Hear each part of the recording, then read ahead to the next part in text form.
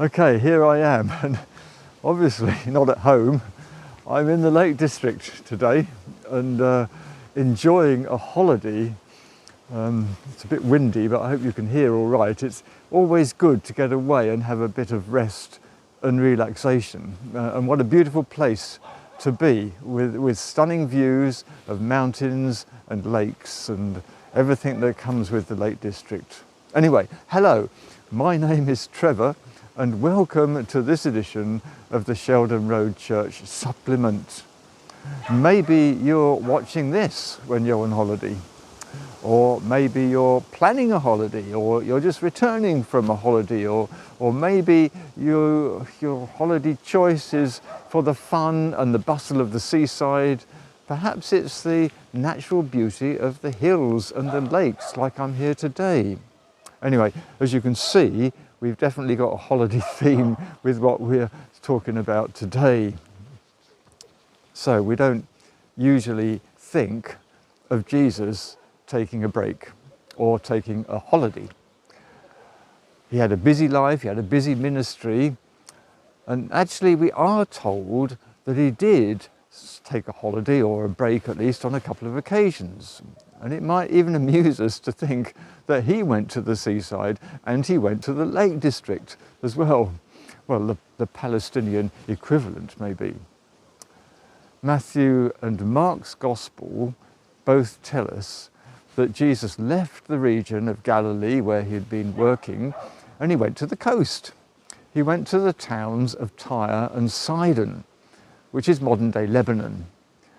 Now, of course, we don't know whether he actually went to the beach there, but he did most probably would have seen the sea from where he was. And then after being in Tyre and Sidon, he returned back to Galilee, and shortly afterwards he went north on another excursion. He followed the River Jordan northwards and up to a place called Caesarea Philippi. That's 25 miles north of Galilee. But more importantly, it's nearly 2,000 feet higher. So it really is quite a steady climb to get up there. And he would have passed a lake on the way. It's Lake Hula, which is halfway between sort of the city of Caesarea Philippi and Lake Galilee. So I told you, seaside and lakes, that's what Jesus did as well. And, holidays give you time to think and to reflect. And Jesus probably needed these two breaks, because I think he'd just been through a very difficult time.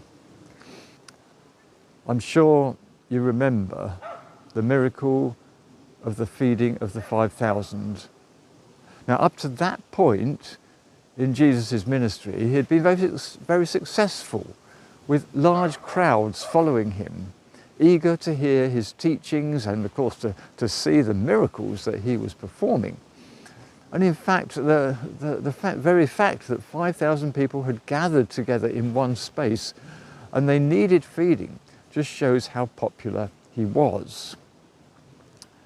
But, and here's the point, if you read John's account of Jesus' life, he tells us that things went rather pear-shaped immediately after this miracle, because his teachings became so hard for the Jewish people to bear. And John tells us that people abandoned him en masse, with only his faithful disciples and probably a few of his core followers who stayed behind. Maybe that is the reason why Jesus took his group of friends away from the area of Galilee for a break. Well, whatever the reason, we read of a rather important conversation that Jesus had with his disciples while he was near Caesarea Philippi. Maureen is going to read this passage to us now.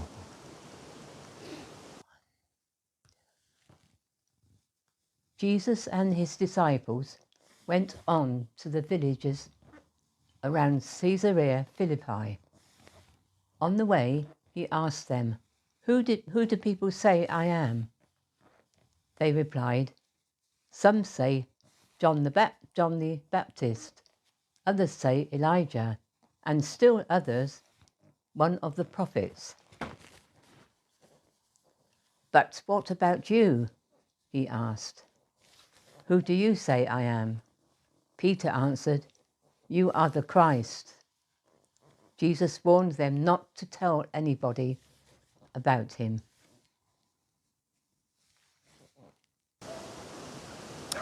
Thank you, Maureen.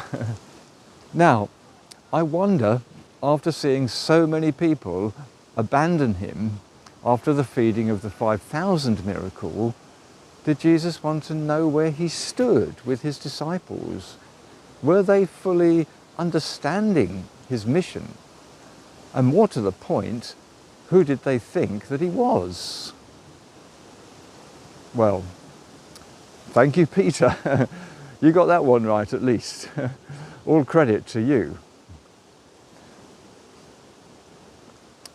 Jesus is the long-awaited Christ. He's the Messiah.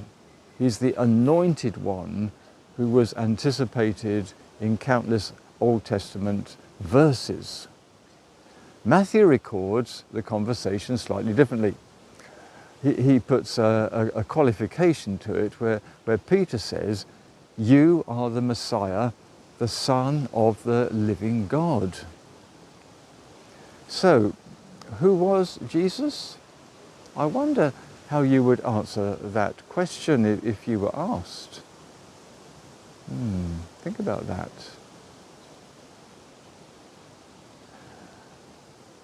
The great Christian scholar and writer C.S. Lewis, he wrote many books, including the Narnia series, with the formidable character of Aslan the lion.